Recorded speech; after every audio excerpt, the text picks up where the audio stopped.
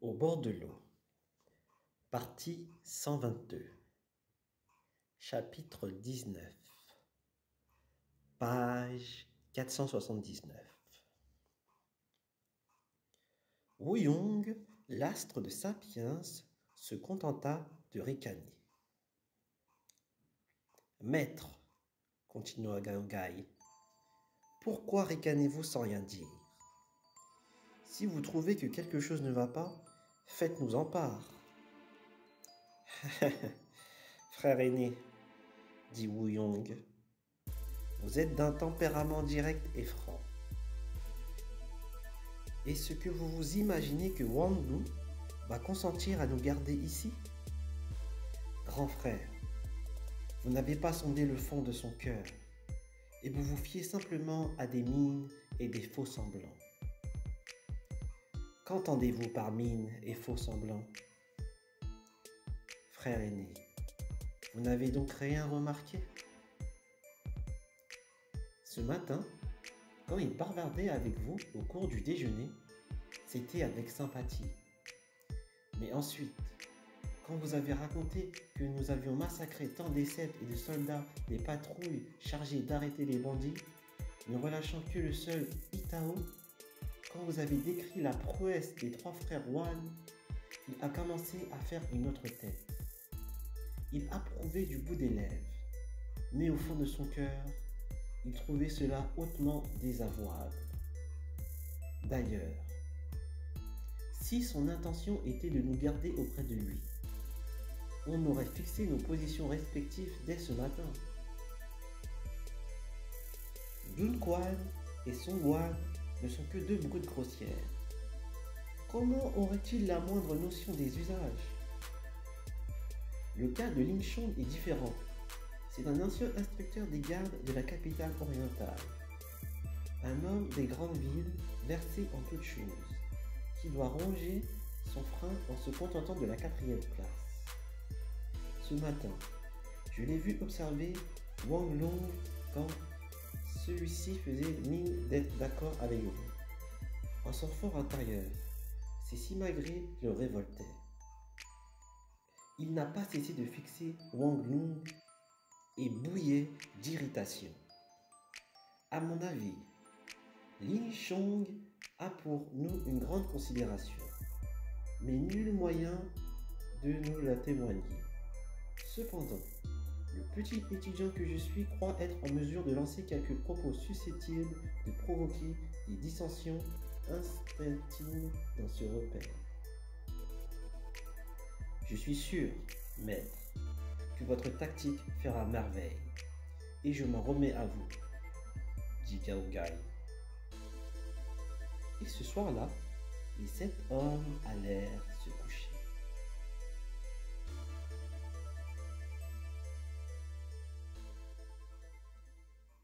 Le lendemain à l'aube, voici qu'un homme vint annoncer.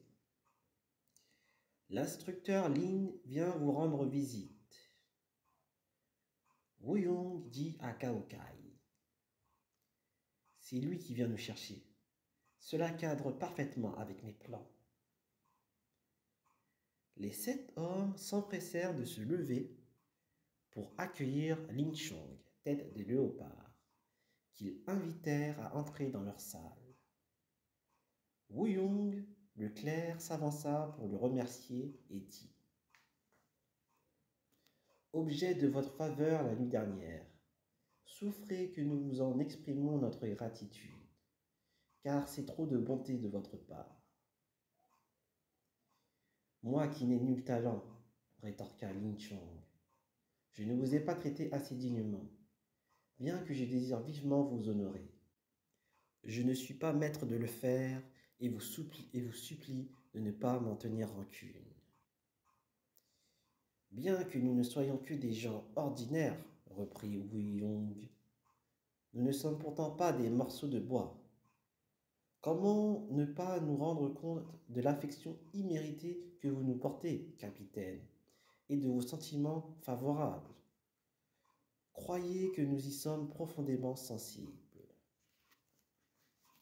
Alors, Gaokai insista à 2 ou 3 reprises pour que Lin Chong s'assied à la place d'honneur. Mais Lin Chong allait-il accepter? Il força Gao Gai à s'asseoir à la haute place et s'assit lui-même à une place inférieure. Wu Yong et les autres s'installèrent en ligne et Gao Gai, le roi céleste, prit la parole. Il y a longtemps, instructeur, que votre nom et votre renom me sont connus. Mais notre rencontre présente est une joie que je n'attendais pas. Lin Chong répondit. Lorsque votre serviteur était autrefois à la capitale orientale, il n'a jamais manqué de courtoisie envers ses amis. En ce jour, bien que j'ai le bonheur de vous rencontrer, ne pouvant vous traiter comme j'ai toujours rêvé de le faire, je suis venu tout exprès pour vous présenter mes excuses. Gao Gai remercia, très touché de vos généreux sentiments. Wu Yong, l'astre de Sapiens, prit alors la parole et demanda. Petit étudiant que je suis, il y a bien longtemps que j'ai entendu le bruit de vos hauts faits à la capitale orientale, instructeur. Mais je ne sais par quel enchaînement de circonstances vous avez eu maille à partir avec Gao Qiu, et quels malheurs vous ont frappé. J'ai appris que vous aviez trouvé incendier les greniers et magasins militaires de Kangzhou et qu'il s'agissait d'une perfide stratagème de votre adversaire. Par la suite, j'ignore qui vous a recommandé pour que vous entriez dans la bande. Pour cette canaille de Gao Qiu et toutes ces machinations, dit Lin Chong, la simple mention m'en fait dresser les cheveux sur la tête, tant j'enrage. Dire que je ne puis assouvir ma vengeance. Si je suis venu chercher asile ici, c'est entièrement au bon office du grand officier Kai que je le dois.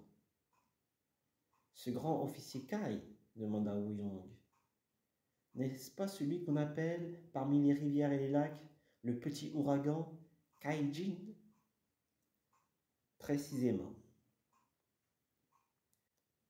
J'ai maintes fois entendu rapporter, intervint Gao Gai, que ce grand officier était un homme féru de justice et insoucieux des richesses, accueillant envers les braves venus des quatre coins de l'Empire.